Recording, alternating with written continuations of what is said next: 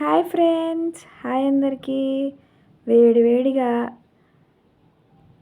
గారెలు చేసుకొని తింటుంటే వర్షం పడేటప్పుడు చాలా బాగుంటుంది కదండి. ఎలా చేయాలో చూపిస్తానండి.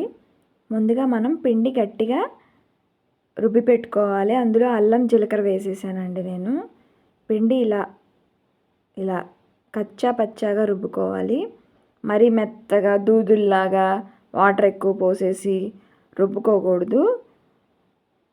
ముందుగానే నేను సాల్ట్ వేసుకొని రుబ్బి పెట్టేసుకుంటా. ఎందుకంటే పిండి కర్నెక్కిద్ది అంటారు. కర్నెక్కితే టేస్ట్ మారిపోతుంది గారెలు ఎప్పుడైనా సరే.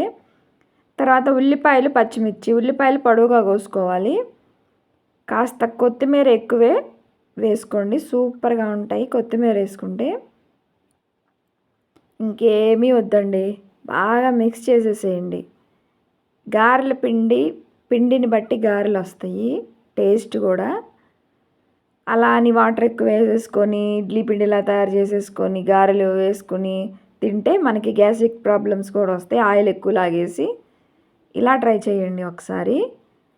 ఇలా గ్రైండర్కి వేసుకోండి. పిండి బాగా నీళ్లు వాడేసి గట్టిగా ఉండాలి.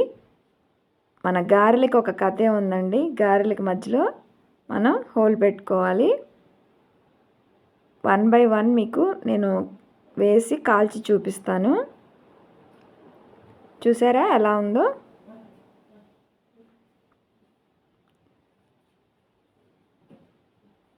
ఇప్పుడు చూడండి, మనం చేత్తో కూడా వేసేసుకోవచ్చు ఇవి. కాకపోతే నేను క్లాత్ మీద వేస్తున్నాను.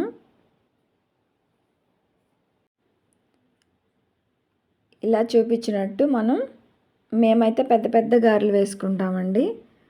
అవి 4 తిన్నా చాలు. చాలా అంటే చాలా టేస్ట్గా ఉంటాయి. ఎప్పుడైనా సండే అయినా సరే పిల్లలకి ఇలా గారెలు, చికెన్ కర్రీ అలా చేసి పెట్టండి. హెల్తీగా ఉంటారు. మనం కూడా హెల్తీగా ఉండాలి. ఎందుకంటే చేసి పెట్టేవాళ్ళం మనమే కాబట్టి మనం కూడా ఫుల్గా లాగిచ్చేసేయాలి గారెలు. చూసారా మా గారెలు ఎలా ఉన్నాయో? నచ్చితే ఒక లైక్ చేసేసేయండి. బాయ్.